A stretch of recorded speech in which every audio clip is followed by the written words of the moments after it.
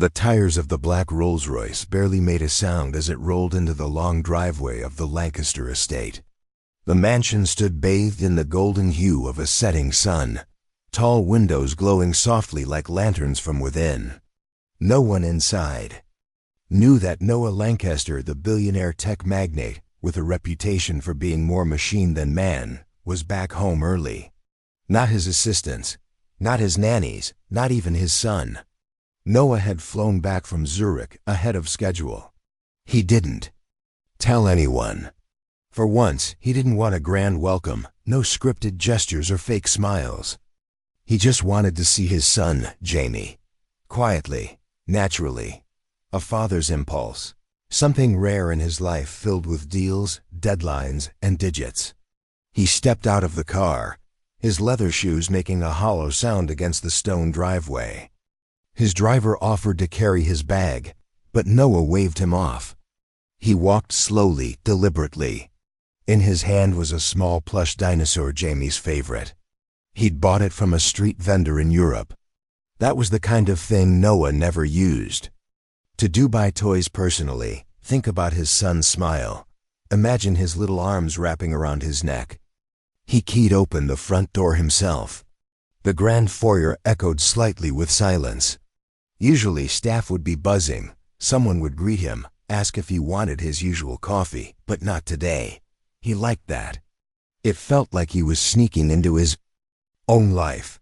He was halfway up the staircase when he heard it, a small, joyous giggle. A child's laugh. Jamie. Then a second sound, a woman's voice, soft, musical, and unmistakably not one of the hired nannies. Curious, he moved quietly along the hallway, following the sound toward the playroom. The door was slightly ajar. Inside, Jamie sat on the floor, giggling uncontrollably as he tried to build a tower of blocks. Across from him, seated cross-legged on the carpet, was someone Noah never expected, Marilyn. She was their housekeeper. A quiet, hard-working black woman in her late 30s who had always kept to herself. She cleaned efficiently, came and went without noise. She was respectful, polite, but always reserved. To Noah, she had been part of the background, a necessary function of the house, not someone he had ever imagined engaging so deeply with his child. But there she was, laughing, talking to Jamie like he was her own. Jamie was trying to pronounce a big word, excavator, and every time he messed it up, she'd make a funny face, and he would laugh harder. Noah froze in the doorway. For a full minute, he couldn't move. Something twisted inside his chest. It wasn't anger. It wasn't jealousy. It was something deeper, something uncomfortable. It was the realization that he had missed all of this. Marilyn spotted him first. Her smile faded. She stood up quickly, brushing her hands on her apron, the warmth in her eyes replaced with tension. "Mr. Lancaster, I didn't know you were back." Jamie turned and squealed. "Daddy!" Noah bent down and hugged him, hiding his face in Jamie's curls for longer than necessary. His heart thudded. When he finally stood up, he looked at Marilyn, and he could see she was preparing for a reprimand, maybe even to be fired. But he said nothing, just nodded stiffly. Later that evening, he watched her from the security monitors. Not because he distrusted her, but because he wanted to see what his son saw, how she treated him when no one was watching. And what he saw shook him. She helped Jamie with his dinner, encouraging him to eat his vegetables with patience no nanny had ever shown. She let him speak without interrupting, even when he rambled. When he spilled water, she didn't scold. She handed him a napkin and let him clean it himself. She treated him like a person, not a task. That night, Noah couldn't sleep. He lay awake thinking about how he had built an empire, but missed the foundation of his own family. Jamie didn't light up when Noah entered a room, but he did when Marilyn did. The next morning, Noah waited for her in the kitchen. She walked in slowly, unsure of what to expect. "Coffee, Mr. Lancaster?" "No, sit."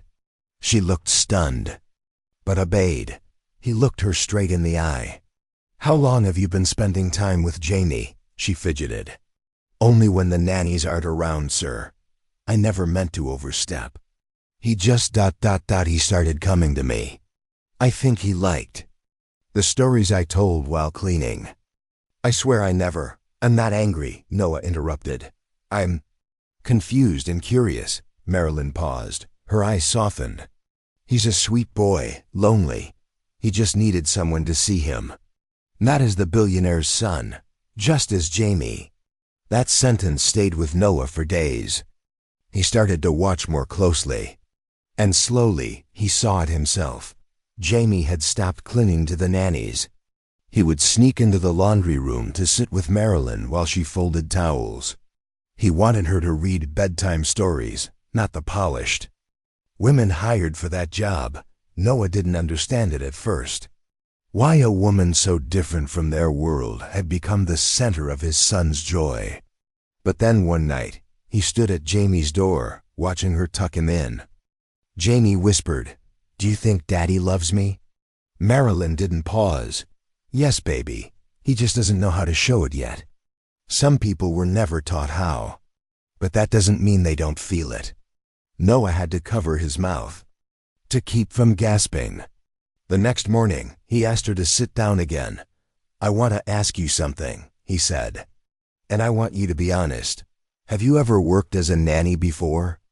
She shook her head. "No, sir. I raised 2 brothers. Took care of my own son before he passed." There was a silence between them, thick, heavy. "I'm sorry," he finally said. She nodded, eyes glassy. "Thank you." Noah made a decision that week. He dismissed the nannies, offered Marilyn a full-time role, not as a maid, but as Jamie's caregiver. He doubled her salary. Offered to pay for her continuing education if she wanted it. She refused at first. Said she didn't want pity. Said she wasn't qualified. But Noah insisted. "You've done more for my son in 3 months than anyone else in his life." Word spread in the media weeks later. Gossip blogs speculated. Why would a billionaire replace certified nannies with a housekeeper? Some accused him of inappropriate favoritism. Others thought there was something romantic going on.